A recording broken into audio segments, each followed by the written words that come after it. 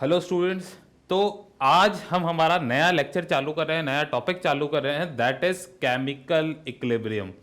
Clear students, बात करें chemical equilibrium की, तो इक्विलिब्रियम का मतलब क्या होता है? इक्विलिब्रियम का स्टूडेंट्स मतलब होता है एक इक्वल की स्टेट को अटेन करना। इक्विलिब्रियम का मतलब होता है एक कहीं ना कहीं इक्वल की स्टेट को अटेन करना। अब इक्विलिब्रियम बहुत दो टाइप का हो सकता है, देखा जाए। एक इक्विलिब्रियम होता है स्टैटिक इक्विलिब्रियम और एक होता है डायनेमिक इक्विलिब्रियम।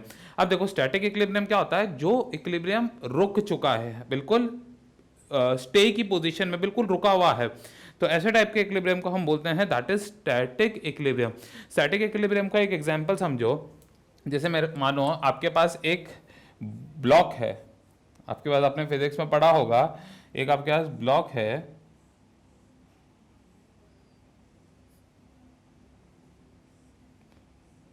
ठीक है, और आप इस ब्लॉक को F फोर्स लगा रहे हो, इस ब्लॉक को F फोर्स लगा रहे हो। तो जैसे ही आप इसको स्टूडेंट्स F फोर्स लगाओगे तो ये ब्लॉक क्या इस डायरेक्शन में जाएगा, ठीक है, और ये आगे शिफ्ट होना स्टार्ट कर देगा। The block will start moving in the forward direction. Clear है बात की नहीं है? अब अगर स्टूडेंट्स मैंने यहां से इक्वल एंड अपोजिट मैग्नीट्यूड का और फोर्स लगा दिया यहां पर F, ठीक है, बिल्कुल मैंने सेम फोर्स यहां पर लगा दिया, यहां पर भी F है और यहां पर भी F है, तो जितना फोर्स यहां से लग रहा है इस ब्लॉक पर उतना ही फोर्स यहां से लग रहा है। क्लियर है? तो इधर से और इधर से लगने वाला अगर फोर्स बराबर है तो ब्लॉक ना तो इस साइड जाएगा और ना ही इस साइड जाएगा, मतलब ब्लॉक क्या हो जाएगा, बिल्कुल बीच में आके रुक जाएगा। ब्लॉक क्या हो जाएगा, बिल्कुल बीच में आके रुक जाएगा। ऐसे टाइप के इक्विलिब्रियम को हम बोलते हैं दैट इज स्टैटिक इक्विलिब्रियम। क्या बोलते हैं हम? Static equilibrium. When the force, जब कोई भी चीज बिल्कुल रुक चुकी है उसको हम बोलते हैं स्टैटिक, मतलब वो बिल्कुल रुक चुकी है, दैट इज स्टैटिक इक्विलिब्रियम। बात करते हैं स्टूडेंट्स केमिकल इक्विलिब्रियम की। जब केमिकल रिएक्शन होती है ना स्टूडेंट्स, वहां पर भी एक इक्विलिब्रियम अटेन होता है। जब केमिकल रिएक्शंस होती हैं वहां पर भी एक इक्विलिब्रियम अटेन होता है। बट स्टूडेंट्स हमारे को देखने पर ऐसा लगेगा वो रुक चुका है, पर वो रुका हुआ नहीं है, वो चलता फिरता इक्विलिब्रियम है, मतलब वो उसमें प्रोसेस कंटिन्यूसली हो रहा है। और किस तरीके से हो रहा है हम उसको समझते हैं। देखो स्टूडेंट्स, आपने एक एग्जाम्पल सुना होगा, दैट इज कि मतलब आप पानी के अंदर अगर आपको शुगर घोलनी है, वाटर इन, अच्छा शुगर इन वाटर अगर आपको करना है, तो उसके अंदर क्या होता है भाई, हमारे पास वाटर पड़ा हुआ है,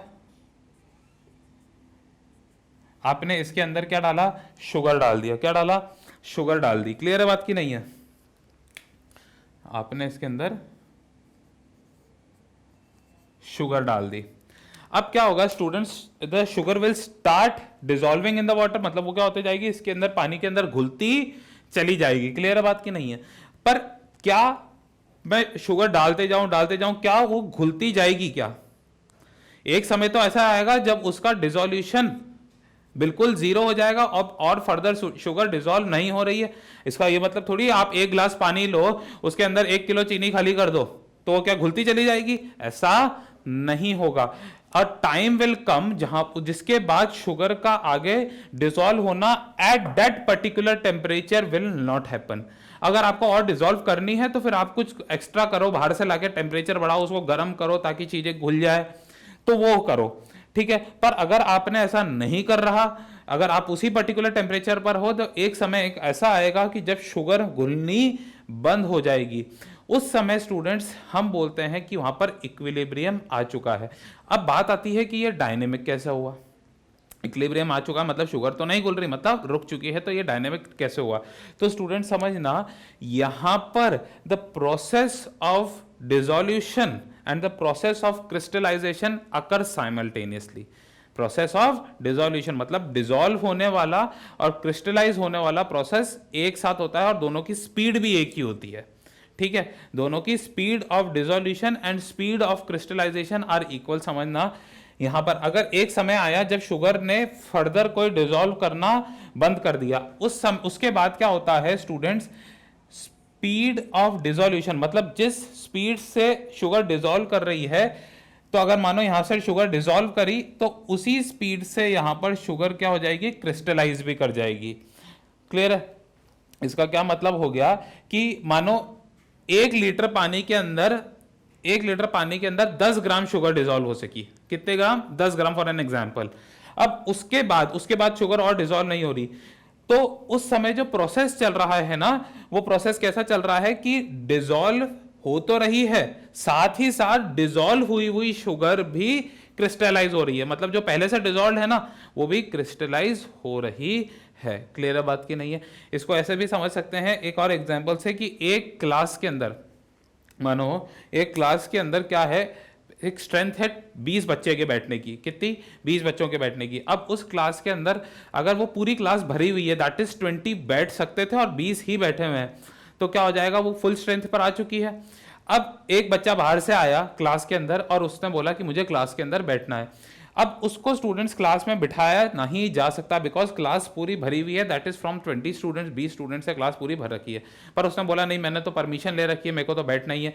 तो उस केस में क्या होगा, एक बच्चा क्लास से उठेगा, वो बाहर जाएगा और उसकी जगह पर वो आके बैठेगा। मतलब एट अ टाइम क्लास में अभी भी क्या है, 20 ही बच्चे, पर वहां पर क्या हुआ, एक बच्चा बाहर गया और एक बच्चा अंदर आया। मतलब वो चलता फिरता इक्विलिब्रियम है। हमको देखने को तो लग रहा है क्लास के अंदर 20 ही बच्चे हैं, पर वहां पर ट्रांजिशन हुआ है। ऐसे टाइप के इक्विलिब्रियम को क्या बोलते हैं हम? Dynamic equilibrium. तो same happens in the case of sugar. यहां पर क्या हुआ, एक 10 ग्राम के बाद अब शुगर डिजोल्व, हमने बोला कि वहां पे 10 ग्राम आने के बाद वहां पर शुगर और फर्दर डिजोल्व नहीं हो रही।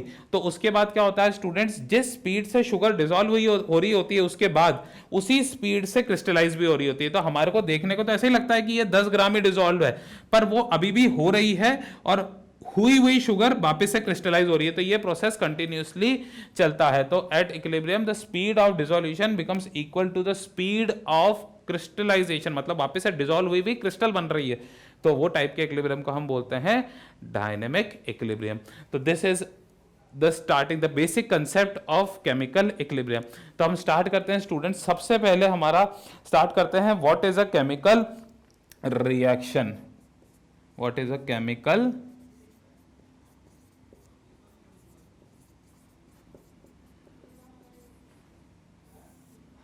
अब देखो स्टूडेंट्स, केमिकल रिएक्शन क्या होता है आप बिल्कुल अच्छी तरीके से जानते हैं। It is the symbolic representation of any chemical change in terms of reactant and product. It is the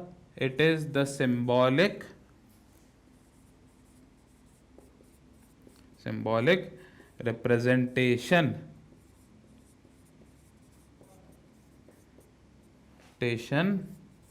of any chemical change in terms of reactant and products. In the terms of reactant and product, this is known as chemical reaction. कोई भी किसी भी chemical change का symbolic representation ही क्या कहलाती है, हमारी chemical reaction कहलाती है। क्लियर है? तो अब देखते हैं स्टूडेंट्स हम टाइप्स ऑफ केमिकल रिएक्शन। हम देखते हैं टाइप्स ऑफ केमिकल रिएक्शन। सबसे पहला पॉइंट है स्टूडेंट्स, अलग अलग टाइप की हो सकती है। The first point is the based on the physical state. The first point is based on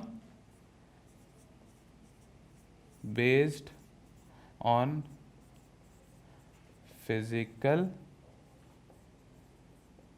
state.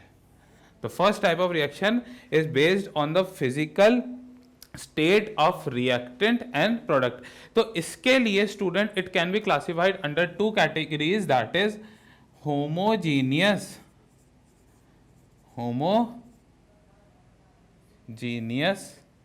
reaction and heterogeneous reaction. अब देखो होमोजीनियस रिएक्शन क्या हो जाएगी, ऐसी रिएक्शन, होमो का मतलब होता है सेम, ऐसी रिएक्शन जिसमें रिएक्टेंट एंड प्रोडक्ट दोनों का फेस क्या हो, सेम हो। और हेट्रोजीनियस क्या हो जाएगी, ऐसी रिएक्शन जिसके अंदर रिएक्टेंट एंड प्रोडक्ट का फेस क्या हो, अलग अलग हो। तो यहां पे लिख लीजिए द रिएक्शन इन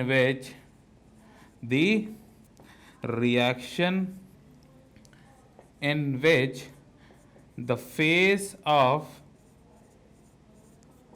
reactants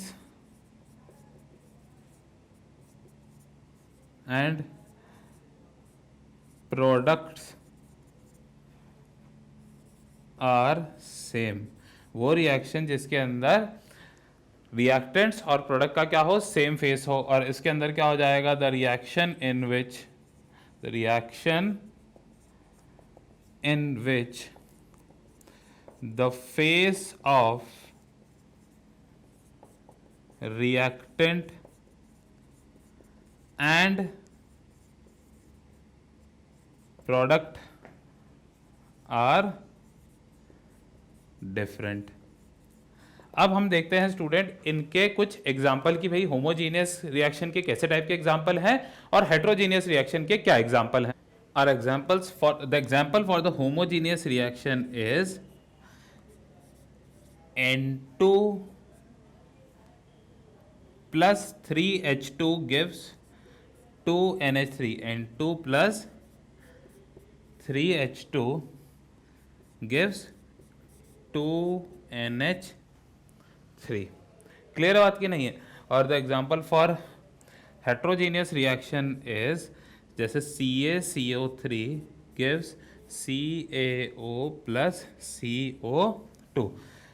तो इसका जो फेस होता है students, this one is gaseous face, this is also of the gaseous face and this one is also gaseous face. तो देखो तीनों जो reactants and products, all the three reactants and products की बात करें, रिएक्टेंट एंड प्रोडक्ट्स पूरे के पूरे गैशियस फेस के अंदर है, जबकि ये वाला सॉलिड में है, ये भी सॉलिड में, और ये है गैस के अंदर। तो यहाँ पर जो हमारा फेस है that are different, that is solid and gas. तो these are the examples of heterogeneous and homogeneous reaction. अब देखना स्टूडेंट्स, एक चीज बात करते हैं हम इक्विलिब्रियम की। इक्विलिब्रियम का क्या मतलब हो गया, भाई रुक गया, अभी हमने डिस्कस करा था। अब इक्विलिब्रियम कौन सी टाइप की रिएक्शन में आ सकता है, हमने जब बात करी थी केमिकल इक्विलिब्रियम की, मतलब वहां पर जो प्रोसेस, दोनों प्रोसेस हो रहे हैं वो साइमल्टेनियसली हो रहे हैं, डिसोल्यूशन और क्रिस्टलाइजेशन। मतलब कौन सी रिएक्शन के अंदर इक्विलिब्रियम अटेन होगा, वो कौन सी टाइप में होगा, वो दैट इज रिवर्सिबल रिएक्शन, ना कि irreversible. Because in the reversible reaction वो पीछे जाने की भी क्षमता रखती है, वो रिएक्शन पीछे जाने की भी क्षमता रखती है। हम इसको आगे भी पढ़ेंगे। तो अभी के लिए याद रख लो, इक्विलिब्रियम कौन सी रिएक्शन अटेन करती है, रिवर्सिबल रिएक्शन। और रिवर्सिबल रिएक्शन का जो स्टूडेंट साइन है, हम उसको हाफ एरो फॉरवर्ड और हाफ एरो बैकवर्ड ऐसे शो करते हैं, और इसके अंदर भी यही होगा। ठीक है, तो वो रिएक्शंस जो कि रिवर्सिबल कैरेक्टर को अटेन कर सकती है, वही आगे जाके इक्विलिब्रियम को अटेन करेंगे। हम इसको आगे डिस्कस करेंगे। पहले आप इसको कॉपी कीजिए, फिर हम उसके फर्दर और क्लासिफिकेशन में जा चलते हैं। तो चलिए स्टूडेंट्स, अब देखते हैं on the basis of heat chemical reaction का कैसे क्लासिफिकेशन होता है। देखिए student, on the basis of heat it can be classified into two categories, that is endothermic reaction, endothermic reaction and exothermic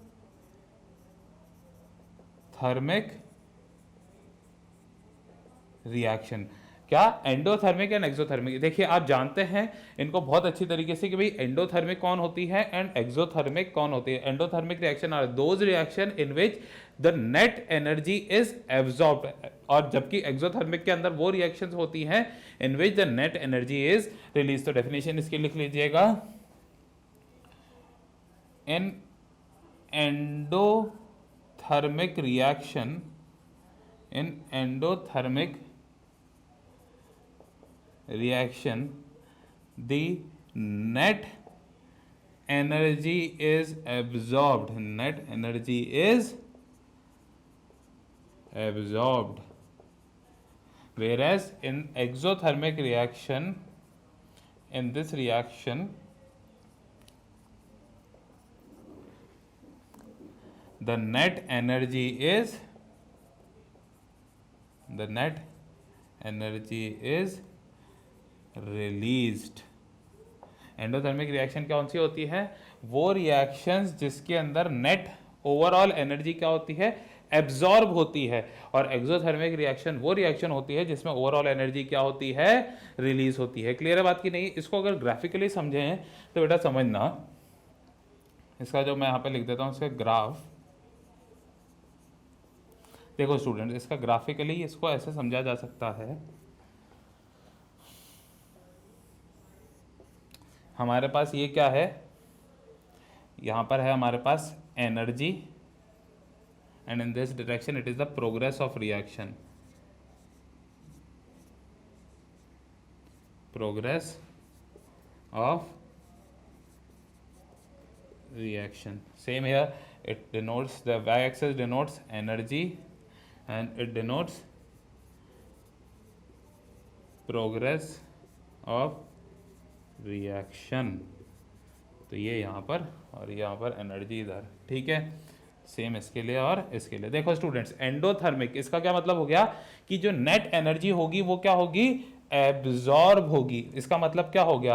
अगर एब्जॉर्ब हो रही है मतलब रिएक्टेंट क्या होंगे? उनकी एनर्जी कम होगी और प्रोडक्ट की एनर्जी ज्यादा होगी, क्योंकि रिएक्टेंट कुछ एनर्जी खा रहे हैं और तो जाके प्रोडक्ट बना रहे हैं, तो प्रोडक्ट की एनर्जी तो ज्यादा हो गई। तो देखो इसका ग्राफ क्या हुआ,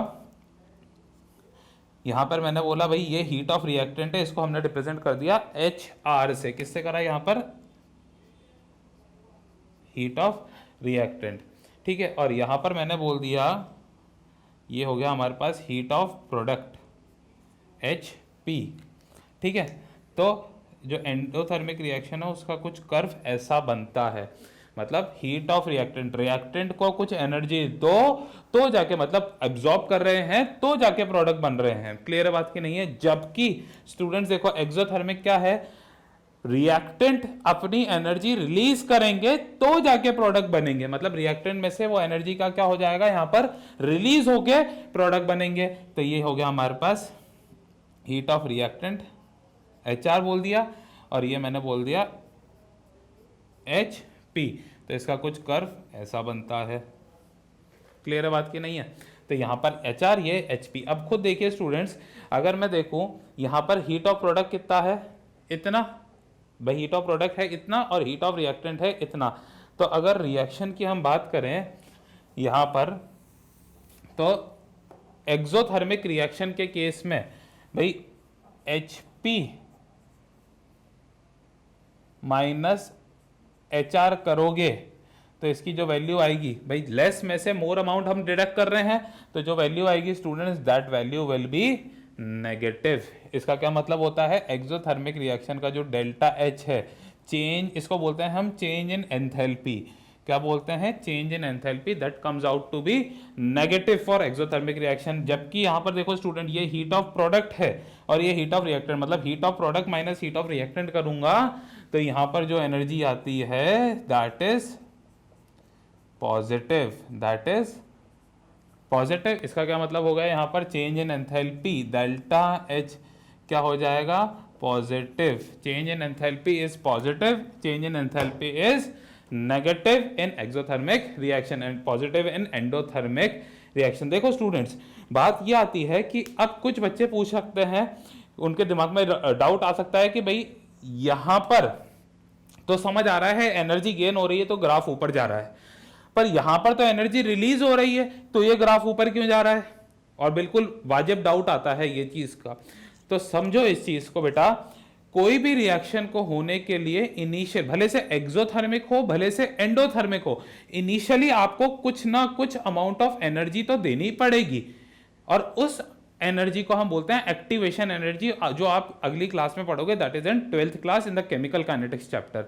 तो हर रिएक्शन को, whether it is in the form of endothermic, whether it is in the form of exothermic, you have to supply, you have to give some amount of energy initially, शुरुआत में तो देनी पड़ेगी, उसको हम बोलते हैं एक्टिवेशन। फिर बाद में ओवरऑल एनर्जी क्या हो रही है, कम हो रही है, ज्यादा हो रही है, हम नेट चेंज देखते हैं, इसलिए हमने यहाँ पर नेट लिखा है। नेट का मतलब ओवरऑल चेंज देख रहे हैं, जितनी हो सकता है कि जितनी खाई हो उससे ज्यादा रिलीज कर गया तो वो एक्सोथर्मिक बन गया, ठीक है, जितनी खाई हो उतनी उससे कम रिलीज कर गया तो एंडोथर्मिक बन गया।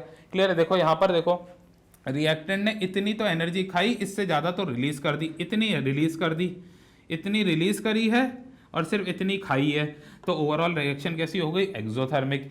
रिएक्टेंट ने इतनी एनर्जी खाई है, बस इतनी रिलीज करी है, तो अभी भी यहाँ से यहाँ पर पहुंचने में तो मुझे प्लस साइन ही लगेगा, मतलब अगर मैं यहाँ से यहाँ पर जाना चाहूँ तो मेरा ग्राफ क्या जाएगा? ऐसे ऊपर की तरफ ही जाएगा, और यहाँ से यहाँ पर जाना चाहें तो हमारा ग्राफ नीचे जा रहा है। क्लियर है बात की नहीं है? तो हम हमेशा नेट चेंज इसको एग्जांपल से समझते हैं। आपने सुना होगा burning of would is an example of exothermic reaction. Clear है? अपनी लोअर क्लास के अंदर हमने पढ़ा था कि भाई लकड़ी जलती है तो एक्सोथर्मिक रिएक्शन होती है, पढ़ रखा है, क्योंकि वो हमारे को फाइनल हीट दे रही है। पर लकड़ी को जलाने के लिए आपको माचिस से लकड़ी को तो आग लगाना पड़ेगा, तो हम क्या कर रहे हैं? इनिशियली तो हम भी एनर्जी दे रहे हैं उसको। तो आप जब इनिशियली दे रहे हो ताकि प्रोसेस हो सके, तो इनिशियल एनर्जी रिक्वायर्ड ताकि रिएक्शन एक्टिव हो पाए, दैट इज एक्टिवेशन एनर्जी, जो हम बाद में पढ़ेंगे। ठीक है? तो ये मत सोच लेना कि दोनों केस में अगर इसके अंदर एनर्जी रिलीज ही हो रही है तो यहां पर कर्व ऊपर क्यों जा रहा है? तो कर्व ऊपर इसलिए जा रहा है क्योंकि हमारे को रिएक्शन को एक्टिवेट करने के लिए कुछ अमाउंट ऑफ एनर्जी तो देनी ही देनी पड़ती है। ठीक है? तो यहां पर लिख लीजिए, यहां पर students enthalpy change is positive, इसके लिए लिख लीजिए एंथैल्पी, डेल्टा एच को हम बोलते हैं एंथैल्पी। क्या बोलते हैं? Enthalpy. So enthalpy change is positive, और यहां पर students enthalpy change is negative. ठीक है? यहां पर एंथैल्पी चेंज पॉजिटिव है और यहां पर एंथैल्पी चेंज क्या है? नेगेटिव। अब देखो स्टूडेंट्स, अगला पॉइंट लिखते हैं। एंडोथर्मिक रिएक्शन की हम बात करें तो सबसे पहले इसका रिप्रेजेंटेशन समझो। एंडो का मैं रिप्रेजेंटेशन लिख रहा हूं, क्या लिख रहा हूं? रिप्रेजेंटेशन। रिप्रेजेंटेशन, एंडो का आप रिप्रेजेंट कैसे करोगे? ठीक है ना? सो एंडोथर्मिक को रिप्रेजेंट करने के लिए देखो, ए से बी गया और डेल्टा एच पॉजिटिव आ रहा है। अगर कोई क्वेश्चन में ऐसा बोला है कि डेल्टा एच किसी रिएक्शन का पॉजिटिव है तो it is an example of endothermic reaction. It is an example of endothermic reaction. इसको एक और तरीके से रिप्रेजेंट करा जा सकता है कि भाई ए कुछ हीट खाई और जाके बी बन गया। ए ने कुछ अमाउंट ऑफ हीट खाई, दैट इज एक्स, मैंने बोला एक्स किलो जूल की हीट खाई, ठीक है ना, और जाके बी बन गया। मतलब इतनी अमाउंट ऑफ हीट वो ले रहा है, एक्सेप्ट कर रहा है, तो जाके बी बन रहा है। तो ये भी किसका रिप्रेजेंटेशन हो गया? एंडोथर्मिक का रिप्रेजेंटेशन हो गया। अब देखो स्टूडेंट, एक्स है, एक्स उधर जाके क्या हो जाएगा? माइनस का। तो एक और रिप्रेजेंटेशन होता है ए से B minus X kilo joule, तो ये भी एंडोथर्मिक का रिप्रेजेंटेशन होता है। तो अगर क्वेश्चन में कभी आपसे बोल दिया, कहीं भी रिएक्शन दे दी, उसका डेल्टा एच पॉजिटिव दे दिया, तो वो रिएक्शन एंडोथर्मिक है। आपको इस फॉर्म में रिप्रेजेंट कर रहा है, A plus some amount of heat वो एब्जॉर्ब कर रहा है तो जाके बी बन रहा है, तो वो भी एंडोथर्मिक। या ए से बी माइनस एक्स, तो वो भी एंडोथर्मिक का ही एग्जाम्पल होता है। क्लियर है बात? अब देखो स्टूडेंट, एक्सोथर्मिक का रिएक्शन के एग्जाम्पल कैसे होते हैं? भाई ए से बी बन गया और डेल्टा एच क्या हो गया? नेगेटिव। डेल्टा एच क्या हो गया स्टूडेंट्स? नेगेटिव। तो ये कैसे का एग्जांपल है? एक्सोथर्मिक रिएक्शन का एग्जांपल। कौन सी रिएक्शन का एग्जांपल है स्टूडेंट्स? एक्सोथर्मिक रिएक्शन का। द नेक्स्ट केस है स्टूडेंट्स, देखो ए से बी बना, ए से बी तो बन गया, साथ में कुछ हीट को रिलीज कर दिया, सम अमाउंट। देखो यहां पर some amount of heat is release, मतलब एक्स किलो जूल की हीट यहां पर क्या हो गई? रिलीज हो गई। तो it is also an example of exothermic reaction. अब ऐसे ही बेटा इस एक्स को यहां पर लेके आ जाएं तो ये क्या बन जाएगा? ए से ए माइनस एक्स किलो जूल से बन गया बी। क्लियर बात की नहीं? तो ये तीनों are the representation of exothermic reaction. अब देखो स्टूडेंट, एक चीज को याद रखना, एंडोथर्मिक के लिए डेल्टा एच तो होता है पॉजिटिव, पर रिएक्शन के अगर हम फॉर्म में समझाना चाहें, किस फॉर्म में? रिएक्शन के फॉर्म में समझाना चाहें तो हम बोलते हैं ए से बी माइनस एक्स, ए से बी माइनस एक्स। तो यहां पर पॉजिटिव है, यहां पर नेगेटिव है, कंफ्यूज मत होना, ठीक है ना। ऐसे ही एक्सोथर्मिक रिएक्शन में हम बोलते हैं delta H is negative, delta H is negative, और यहां पर हम बोलते हैं कि ए से रिएक्शन के फॉर्म में समझाएं तो ए से बी और साथ में कुछ हीट निकल गई, तो यहां पर भी कंफ्यूज मत होना। भाई आप ये याद रख लीजिए, डेल्टा एच एंडो के लिए पॉजिटिव होता है, एक्सो के लिए नेगेटिव होता है। अगर इतना याद रख लिया तो दूसरे केस के अंदर अगर आपको प्रॉब्लम थोड़ा सा भी डाउट आ रहा है तो आप खुद कॉमन सेंस लगाओ कि दूसरे केस के अंदर माइनस, अगर यहां पर माइनस एक्स है तो इधर प्लस फॉर्म में चेंज कर दो। तो ए ने कुछ हीट खाई तो बी बना, तो खाने वाला इज एंडोथर्मिक। ए ने बी को बनाई और कुछ हीट रिलीज हो गई, प्लस एक्स निकल गया, तो वो क्या हो गया, exothermic. So these 3 points are the representation of endothermic and exothermic reaction. Clear है बात? तो ये हमारे पास हो गए। अब देखो स्टूडेंट, समझना चीज को, मैं बात कर रहा हूं किसकी, स्टेबिलिटी की। हम we are talking about stability. अब समझो कि एक्सोथर्मिक एंडोथर्मिक रिएक्शन में कौन स्टेबल होता है। बहुत बेसिक कॉमन सेंस लगाना कि भाई ए है, क्या है, ए है, ए बी में कब कन्वर्ट हुआ, जब उसने हीट खाई, जब उसने हीट को एब्जॉर्ब करा। ए बी में कब कन्वर्ट हुआ, जब उसने हीट को एब्जॉर्ब करा। मतलब अगर मैं उसको हीट नहीं देता तो क्या ए बी में कन्वर्ट होता, क्या ए बी में कन्वर्ट नहीं होता। मतलब जिस स्टेट में वो है वो वैसे ही खुश है, जिस स्टेट में वो है वो उसी स्टेट में बहुत ज्यादा खुश है।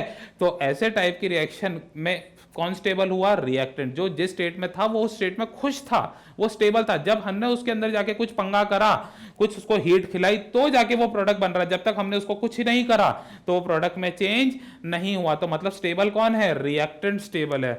तो स्टेबिलिटी की बात करूं तो हमारे को पता लग गया भाई, reactant is stable then product, reactant is stable then product in the case of endothermic. क्यों? क्योंकि जब तक इसको मैं हीट नहीं दे रहा तो यहां पर तो कोई चेंज ही नहीं हो रहा। इसने हीट ली तो मतलब हमने बाहर से कुछ पंगा करा तो जाके प्रोडक्ट बना है। तो अगर हम कुछ नहीं करेंगे तो वो रिएक्टेंट उसी स्टेट में खुश है, मतलब उसी स्टेट में स्टेबल है। तो ज्यादा स्टेबल कौन होगा, रिएक्टेंट होगा। अब समझो स्टूडेंट्स बी को, एक्सोथर्मिक के केस को। एक्सोथर्मिक के केस के अंदर क्या हो रहा है, हीट रिलीज हो रही है। क्या हो रही है, हीट रिलीज हो रही है। इसका क्या मतलब हो गया, रिएक्टेंट चाहता है कि मेरे से हीट ले जाओ, मेरे को तो प्रोडक्ट बनने दो। रिएक्टेंट क्या चाहता है कि मेरे से हीट निकल जाए और मैं क्या बन जाऊं, प्रोडक्ट बन जाऊं। क्लियर है बात की नहीं है? मतलब रिएक्टेंट की तो चाह है प्रोडक्ट, और दुनिया में हर चीज किसकी तरफ दौड़ती है, स्टेबिलिटी की तरफ दौड़ रही है। दुनिया में आप पढ़ रहे हो, क्यों पढ़ रहे हो, स्टेबल होने के लिए। तो दुनिया में हर चीज कहां दौड़ रही है, स्टेबिलिटी। तो रिएक्टेंट चाह रहा है कि मेरे से हीट ले जाओ और मेरे को तो प्रोडक्ट में चेंज होने दो। मतलब प्रोडक्ट कहीं ना कहीं ज्यादा स्टेबल रहा होगा, प्रोडक्ट कहीं ना कहीं ज्यादा स्टेबल रहा होगा। तो यहां पर स्टेबिलिटी की बात करें तो प्रोडक्ट की स्टेबिलिटी, अच्छा ये जो पॉइंट्स है ना स्टूडेंट्स, ये कॉमन है दोनों के लिए, representation for these two, stability for these two. ठीक है, तो मैं बार बार नहीं लिख रहा उसको। सो प्रोडक्ट यहां पर रिएक्टेंट से ज्यादा स्टेबल है। The product is more stable then that of reactant. Stability की हम बात कर रहे हैं भाई, यहां पर एंडो के केस में तो रिएक्टेंट चाहता ही नहीं था मेरे को चेंज होने को प्रोडक्ट में, पर हमने उसको बाहर से पंगेबाजी करी, कुछ ना कुछ उसको हीट खिलाई, तो जाके उसने चेंज हुआ। तो मतलब रिएक्टेंट स्टेबल रहा होगा। जबकि यहां पर रिएक्टेंट तो बोल रहा है कि भाई मेरे को तो चेंज होने दो प्रोडक्ट में, मैं हीट दूंगा तुम्हारे को, एनर्जी मैं दूंगा, मेरे को चेंज हो जाने दो प्रोडक्ट में। मतलब प्रोडक्ट ज्यादा स्टेबल है तभी तो रिएक्टेंट इतनी जिद कर रहा होगा। क्लियर है? क्योंकि अपनी एनर्जी कौन लूज करना चाहेगा। ठीक है भाई। अब देखो स्टूडेंट समझो, अगर मैं यहां पर देखूं एंडोथर्मिक के केस में बहुत सारी हीट अगर एब्जॉर्ब हो जाए, बहुत सारी हीट एब्जॉर्ब हो रही हो, मतलब किसी रिएक्शन को रिएक्टेंट से प्रोडक्ट में कन्वर्ट करने के लिए बहुत सारी हीट मेरे को बाहर से ताकत लगानी पड़ रही हो अगर रिएक्टेंट से, ताकि प्रोडक्ट में कन्वर्ट हो जाए। इफ द रिएक्शन में हमारे को बहुत ज्यादा ताकत लग रही है, बहुत सारी एनर्जी का सप्लाई कर रही हो, मतलब क्या रिएक्टेंट चाहता, अभी भी नहीं चाह रहा, मतलब उसको बहुत, आप बहुत ज्यादा हाई एनर्जी देके ही मनवा रहे हो उसकी आप अपनी बात, मतलब रिएक्टेंट अभी मोर स्टेबल है। क्लियर है? मतलब बहुत ज्यादा स्टेबल है। सो इफ, यहां पर लिख लीजिएगा, if more heat, if more heat is absorbed during the reaction,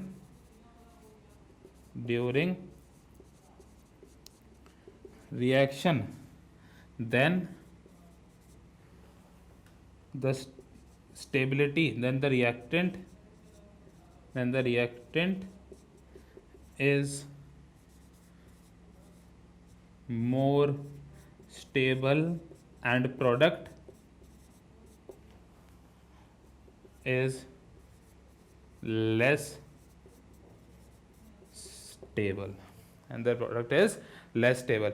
अब यहां पर देखो, रिएक्टेंट इस केस के लिए समझते हैं, रिएक्टेंट बहुत सारी एनर्जी रिलीज कर रहा है, रिएक्टेंट बहुत सारी एनर्जी रिलीज कर रहा है ताकि मैं प्रोडक्ट बन जाऊं। इसका मतलब प्रोडक्ट कहीं ना कहीं बहुत ज्यादा स्टेबल रहा होगा, क्योंकि रिएक्टेंट अपनी बहुत सारी एनर्जी को रिलीज करने को तैयार है ताकि वो बनना क्या चाहे, प्रोडक्ट बन जाए। क्लियर है? तो यहां पे लिख लीजिए, if more heat is released, if more heat is released then product के लिए स्टूडेंट्स में लिख रहा हूं पीडीटी लिख रहा हूं अब, ठीक है। Product is more stable and reactant is less stable, और रिएक्टेंट क्या हो जाएगा, कम स्टेबल हो जाएगा। ठीक है, तो आप इसको कॉपी कीजिए, फिर हम इसके एग्जांपल्स भी देखते हैं। ये बहुत इंपॉर्टेंट क्लासिफिकेशन है एंडो और एक्सो का, क्योंकि आगे जाके थर्मोडायनेमिक्स के अंदर एनर्जेटिक्स वाला पार्ट आता है, वहां पर भी ये क्लासिफिकेशन हम पढ़ेंगे, पर अभी आप इसको कॉपी कीजिए।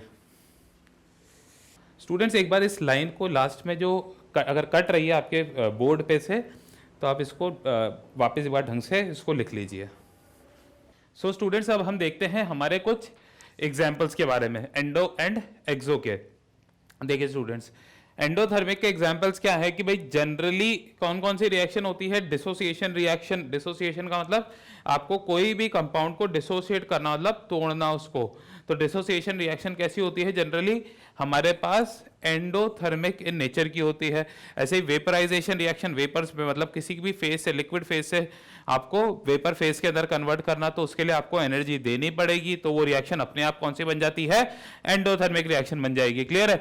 The next is photosynthesis reaction, जो आप प्लांट्स के अंदर देखते हो, वो खुद रिएक्शन क्या होता है, सन से एनर्जी ले रहा है और वो जाके फिर अपना फूड में कन्वर्ट करता है, मतलब वो रिएक्शन अपने आप कैसे हो जाती है, endothermic, because it's gaining the energy from the sun. Sublimation reaction, sublimation क्या होता है, it is the process of converting solid directly into the gas. तो अगर सॉलिड से गैस जान भेजना है तो आपको कहीं ना कहीं एनर्जी उसको खिलानी पड़ेगी, तो it is also an example of endothermic reaction. Clear है बात की नहीं? अब देखो स्टूडेंट्स, एक्सोथर्मिक के एग्जांपल्स। एक्सोथर्मिक रिएक्शन के एग्जांपल्स क्या हैं, जनरली कंबशन रिएक्शन। कंबशन क्या होता है, कोई भी हाइड्रोकार्बन की बर्निंग करते हैं तो हमारे को क्या मिलता है, एनर्जी मिलती है। जैसे आप फ्यूल्स की बात करें तो it is an example of combustion reaction, क्योंकि हमारे को उस फ्यूल से कहीं ना कहीं एनर्जी मिल रही है। क्लियर बात की नहीं है? तो कंबशन रिएक्शन एनर्जी रिलीज करता है, इसका मतलब वो एक्सोथर्मिक नेचर का हो गया। न्यूट्रलाइजेशन रिएक्शन स्टूडेंट, अब न्यूट्रलाइजेशन क्या होता है, neutralization is a process in which acid reacts with the base, और जब भी एसिड और बेस रिएक्ट करते हैं तो वो एनर्जी कुछ ना कुछ अमाउंट की रिलीज करते हैं, तो it is also an example of exothermic reaction. अगला है हमारे पास स्टूडेंट रेस्पिरेशन। रेस्पिरेशन प्रोसेस हमारा जो होता है हमारी बॉडी के अंदर होता है, वो भी एक्सोथर्मिक नेचर का होता है। अब मैंने एक लाइन लिखी है स्टूडेंट, यहां पर देखना, generally formation reaction are exothermic. जो फॉर्मेशन है मतलब किसी भी चीज का स्टूडेंट फॉर्मेशन है, तो दो कंपाउंड्स आपस में या दो एटम या मॉलिक्यूल कुछ भी हो सकता है, आपस में आके टकराएंगे और टकरा के एक नया प्रोडक्ट की फॉर्मेशन कर लेंगे, तो वो होता है फॉर्मेशन रिएक्शन। ये असल में पूरा होता क्या है, फॉर्मेशन रिएक्शन की एक्चुअल डेफिनेशन क्या होती है हम थर्मोडायनेमिक्स चैप्टर के अंदर पढ़ेंगे, बट फॉर्मेशन रिएक्शन अभी के लिए आप इतना समझ लीजिए, किसी भी दो एटम्स का नेचुरली अकरिंग स्टेट में आके टकराना to give rise to a new product. तो आप उसको सोचो, कोई चीज आके टकरा रही है तो एनर्जी रिलीज हो रही होगी, तो एनर्जी रिलीज हो रही होगी। अगर एनर्जी रिलीज हो रही है इसका क्या मतलब है, वो एक्सोथर्मिक नेचर का हुआ। अब स्टूडेंट्स कुछ इसके एक्सेप्शंस भी हैं, सारे के सारे फॉर्मेशन रिएक्शन एक्सोथर्मिक नेचर के नहीं होते, उसके कुछ एक्सेप्शंस हैं और वो एक्सेप्शंस मैंने यहां पर लिख लिए। जैसे C+H2, यहां पर ये दो एटम्स, ये एटम और ये मॉलिक्यूल आपस में टकराया और ये बनाया CH2, इसको बोलते हैं कार्बन डाइसल्फाइड। क्या बोलते हैं, कार्बन डाइसल्फाइड। तो ये बना दिया, तो ये आपस में अभी तो टकरा रहे हैं और CH2 बना रहे हैं, पर ये एक्चुअल में एंडोथर्मिक नेचर का होता है। ऐसे ही स्टूडेंट N2 + O2 से NO भी बन सकता है, N2O भी बन सकता है, NO2 भी बन सकता है, या N2O4 बन सकता है। तो N2 और O2 के कॉम्बिनेशन से ये सारे बन सकते हैं, और ये सारे टकराने के बाद बन रहे हैं, पर ये सारे के सारे instead of being exothermic they are endothermic in nature. ऐसे ही स्टूडेंट ऑक्सीजन और फ्लोरीन टकरा के O2F2 बनाता है, ये भी एक्सोथर्मिक ना होके क्या है, एंडोथर्मिक नेचर का है। ये कैसे हैं, एंडो नेचर के हैं। ये इसके कुछ एक्सेप्शंस हैं, किसके, फॉर्मेशन रिएक्शन के। ये ऐसा क्यों है, ये हम वहां पर थर्मोडायनेमिक्स चैप्टर के अंदर देखेंगे। ये पूरा का पूरा डिटेल्ड फॉर्म में फॉर्मेशन रिएक्शन होती क्या है। अभी के लिए आप एग्जांपल्स को कॉपी कर लीजिए।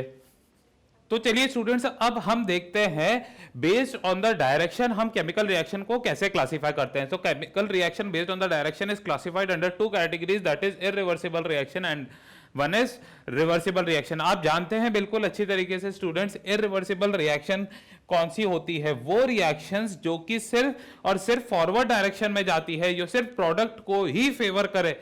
द रिएक्शन, ये कौन सी रिएक्शन होती है, this reaction only moves in the forward direction. This reaction only moves in the forward direction. जबकि रिवर्सिबल रिएक्शन कौन सी होती है स्टूडेंट्स, जो कि फॉरवर्ड भी जा सके और बैकवर्ड भी जा सके, आगे और पीछे दोनों के साथ साइमल्टेनियसली हो सके, that is known as reversible reaction. तो रिवर्सिबल रिएक्शन कौन सी होती है, द रिएक्शन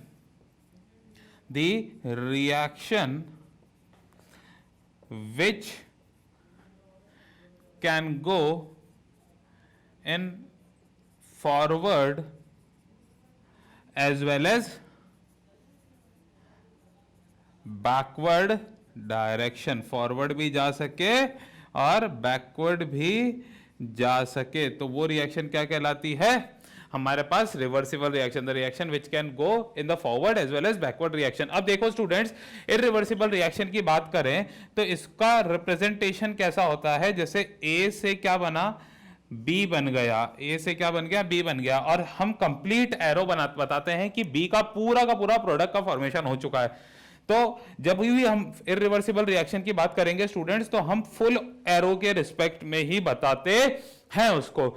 जबकि आप देखो इरिवर्सिबल रिएक्शन की हम बात करते हैं स्टूडेंट्स, तो इरिवर्सिबल रिएक्शन को हम कैसे डिनोट करते हैं, आधा एरो फॉरवर्ड की डायरेक्शन में एंड आधा एरो बैकवर्ड की डायरेक्शन में से बी। इसका क्या मतलब हो गया, the reaction is going in the forward direction as well as the reaction is going into the backward direction. Clear है बात की नहीं है। अब खुद सोचो स्टूडेंट्स, अगर रिएक्शन यहां पर सिर्फ और सिर्फ फॉरवर्ड डायरेक्शन में जा रही है और यहां पर दोनों डायरेक्शन में जा रही है, तो इनमें दोनों रिएक्शन में से कौन सी रिएक्शन ऐसी होगी जिसके अंदर प्रोडक्ट रिएक्टेंट कंप्लीटली कंज्यूम हो जाएगा, ये या ये? वो रिएक्शन होगी स्टूडेंट्स हमारे इरिवर्सिबल रिएक्शन। रिएक्टेंट पूरी तरीके से खत्म हो जाएगा और सारा का सारा किस में कन्वर्ट हो जाएगा, प्रोडक्ट के अंदर। तो यहां पर हमारे पास रिएक्टेंट कुछ भी नहीं बचेगा, रिएक्टेंट यहां पर बचेगा ही नहीं। तो ठीक है, हमारा नेक्स्ट पॉइंट लिख लीजिए कि the reactant is completely consumed या converted into product. The reactant is completely converted into product. ये reactant पूरा प्रोडक्ट में कन्वर्ट हो जाएगा, पर इस केस के अंदर the reactant is never completely converted into the product, is never completely converted into the product. पूरी तरीके से प्रोडक्ट में कभी भी रिवर्सिबल रिएक्शन कन्वर्ट हो ही नहीं सकती। क्लियर है बात? अब देखो स्टूडेंट, अगला पॉइंट हमारे पास है कि इन दोनों रिएक्शन में से इक्विलिब्रियम आने की बात करें तो इक्विलिब्रियम किस में आएगा? तो स्टूडेंट हम जानते हैं इक्विलिब्रियम एक ऐसी स्टेट होती है जिसमें रिएक्शन क्या हो सके। आपको मैंने जब अभी इससे पहले हमने डिस्कस करा था कि भाई इक्विलिब्रियम दो टाइप के नेचर के होते हैं, एक डायनेमिक होता है, एक स्टैटिक होता है। फिर हमने देखा था केमिकल रिएक्शन में वो डायनेमिक नेचर का होता है। और डायनेमिक नेचर के अंदर हमने फिर देखा था कि भाई उसके अंदर मैंने आपको एक एग्जांपल बताया था शुगर इन वाटर, तो उसके अंदर dissolution and crystallization both occur simultaneously. इसका क्या मतलब है, दोनों प्रोसेस हो रहे थे, फॉरवर्ड रिएक्शन भी जा रही थी और बैकवर्ड रिएक्शन भी जा रही थी। अब आप खुद सोचा अगर इक्विलिब्रियम मतलब इक्वल की स्टेट आ जाएगी तो यहां पर कैसे वो अकम्प्लिश हो सकती है, यहां पर तो पूरा का पूरा कंप्लीट हो चुका है, तो चलो फॉरवर्ड तो चली गई रिएक्शन, तो अब इक्विलिब्रियम अगर एस्टेब्लिश हो रहा है तो उसके लिए उतना ही पीछे भी जाना चाहिए था, पर इस रिएक्शन के अंदर तो सिर्फ फॉरवर्ड बेस्ड है, तो ये पीछे तो जा नहीं रही है, तो यहां पर इक्विलिब्रियम नहीं आएगा। इक्विलिब्रियम इसके अंदर आएगा जो कि forward as well as backward दोनों डायरेक्शन के अंदर मूव कर सके, वही इक्विलिब्रियम को अटेन कर सकती है। तो यहां पे लिख लीजिए the equilibrium is not attained, the equilibrium is not attained, और यहां पे लिख लीजिए the equilibrium is attained।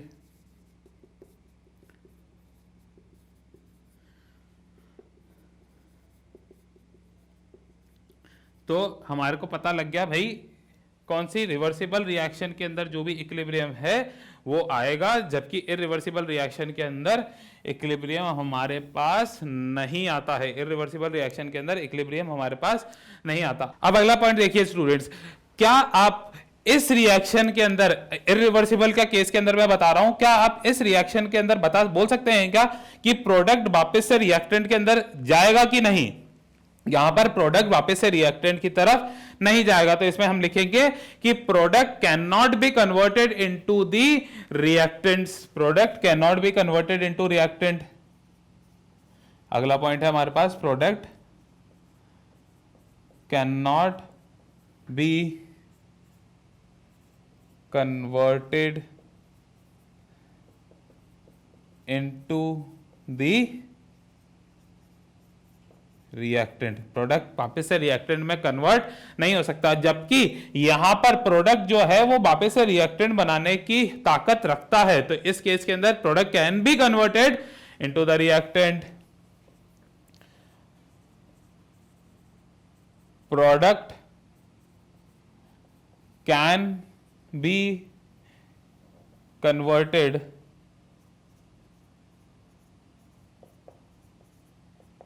Into the reactant, product यहां पर रिएक्टेंट में कन्वर्ट हो सकता है। अब स्टूडेंट्स मैं इसकी कुछ कंडीशन बता रहा हूं कि इरिवर्सिबल रिएक्शन के लिए क्या कंडीशंस होनी चाहिए और रिवर्सिबल के लिए क्या होनी चाहिए। तो ये देखिए, इसके लिए स्टूडेंट जनरली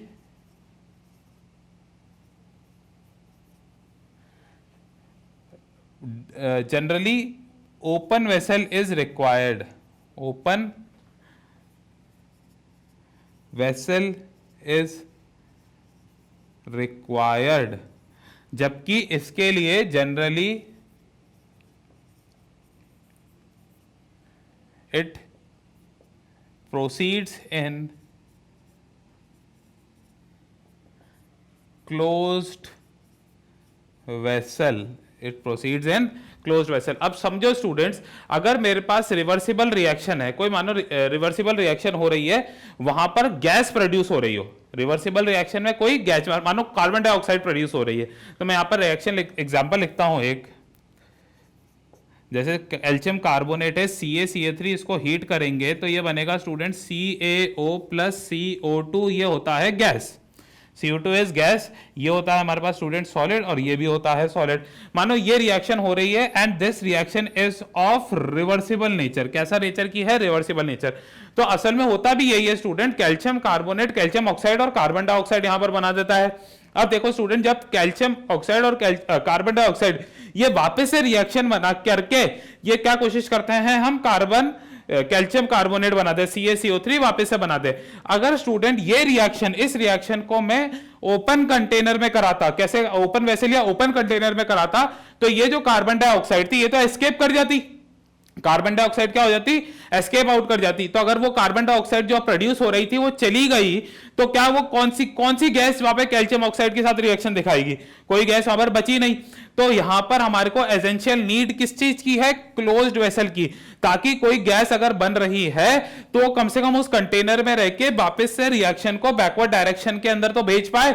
अगर आपने ओपन वेसल ही रख लिया तो रिएक्शन वापस से बाहर कैसे, बैकवर्ड डायरेक्शन में कैसे जाएगी, क्यों, क्योंकि वहां पर कोई भी गैस प्रोड्यूस होगी तो वो तो एटमॉस्फेयर के अंदर चली जाएगी। क्लियर बात की नहीं, इसलिए हम बोलते हैं यहां पर open vessel is not required, that is closed vessel is required, जबकि यहां पर होने के लिए generally open vessel is required. Clear है बात की नहीं। अब देखो स्टूडेंट्स, इसके मैं आपको कुछ एग्जांपल्स बता देता हूं। एग्जांपल्स इसका एक लिख दिया, आप यहां पर देखो इरिवर्सिबल रिएक्शन का क्या एग्जांपल है भाई। इरिवर्सिबल रिएक्शन का एग्जांपल लिख रहा हूं मैं students, AgNO3 plus NaCl gives AgCl plus NaNO3 gives AgCl plus NaNO3। अब देखो स्टूडेंट, जो हमारे पास AgCl ये बनता है, ये क्या होता है, AgCl होता है हमारे पास प्रेसिपिटेट हो जाता है। क्या हो जाता है, प्रेसिपिटेट। क्यों, क्योंकि ये जो होता है ये वाटर इनसोल्यूबल होता है, ये पानी के अंदर नहीं घुलता है। हमारे पास सिल्वर क्लोराइड है, ये कैसा है, वाटर इनसोल्यूबल, वाटर सोल्यूबल नहीं है, तो ये पानी के अंदर नहीं घुलता और ये हमारे पास नीचे प्रेसिपिटेट हो जाता है। अब खुद सोचो स्टूडेंट, कोई रिएक्शन में प्रेसिपिटेट मिल गया तो क्या वो वापस से पीछे जा पाएगा क्या भाई, रिएक्शन को पीछे भेजने के लिए कम से कम वो रिएक्टिंग फेस में तो हो। ये तो हमारे पास नीचे प्रेसिपिटेट आ गया, तो ये रिएक्शन में पीछे नहीं जा पाएगा। अब जबकि यहां पर इस केस के अंदर हमने यहां पर क्लोज वेसल रखा तो कार्बन डाइऑक्साइड पीछे रिएक्ट करके वापस से आ गई। ऐसे ही इसका एक और एग्जांपल लिखिए स्टूडेंट्स, यहां पर हमने लिखा N2 plus 3H2 gives 2NH3। This is another example of the reversible reaction. ऐसे ही आप इरिवर्सिबल के और एग्जांपल्स भी हम उसके देख सकते हैं। अब देखो स्टूडेंट्स, अब हमने बेसिक केमिकल इक्विलिब्रियम चैप्टर तो स्टार्ट कर दिया, हमने देख लिया भाई रिएक्शन दो तरीके की होती है on the basis of direction, that is reversible and irreversible. अब बात आती है हम ये चैप्टर पढ़ क्यों रहे हैं। तो student, the reason behind this chapter, studying this chapter is only कि बहुत सारी रिएक्शन कैसी होती हैं, जरूरत की बहुत सारी रिएक्शन कौन से नेचर की होती है, रिवर्सिबल नेचर की होती है। कैसे नेचर की होती है, रिवर्सिबल। तो हमारे को आप कोई भी रिएक्शन करवा रहे हो, आपके मानो कोई कंपनी है, आप कोई भी रिएक्शन करवा रहे हो, मानो आप किसी रिएक्शन में अमोनिया ही प्रोड्यूस करवा रहे हो आपकी कंपनी के अंदर, तो आप क्या चाहते हो कि आपकी जो भी कंपनी है वो ज्यादा से ज्यादा अमोनिया प्रोड्यूस करे या कम से कम, बिल्कुल ज्यादा से ज्यादा। क्यों, क्योंकि जितना ज्यादा अमोनिया प्रोड्यूस होगा कंपनी के अंदर उतनी ही ज्यादा कंपनी की इकोनॉमिकली कंपनी स्ट्रांग होती चली जाएगी, अगर आपकी अमोनिया बनाने की ही कंपनी है तो। अगर इस केस के अंदर स्टूडेंट हम, अगर ये रिवर्सिबल रिएक्शन होती तो आप खुद सोचो, है अगर ये रिवर्सिबल रिएक्शन है तो यहां पर अमोनिया बन भी रहा है और वो वापस पीछे भी आ रहा है, तो वो इकोनॉमिकली हमारे पास सूटेबल, फेवरेबल नहीं रहा।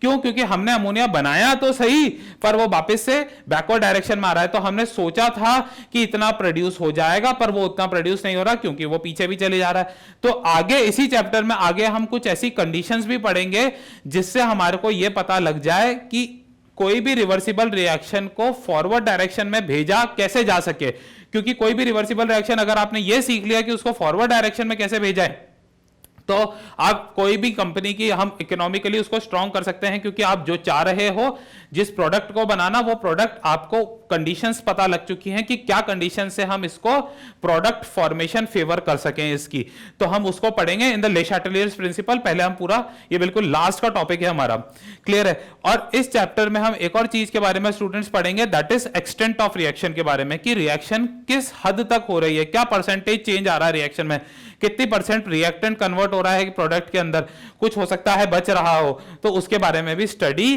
करेंगे। तो आप इसको कॉपी कीजिए।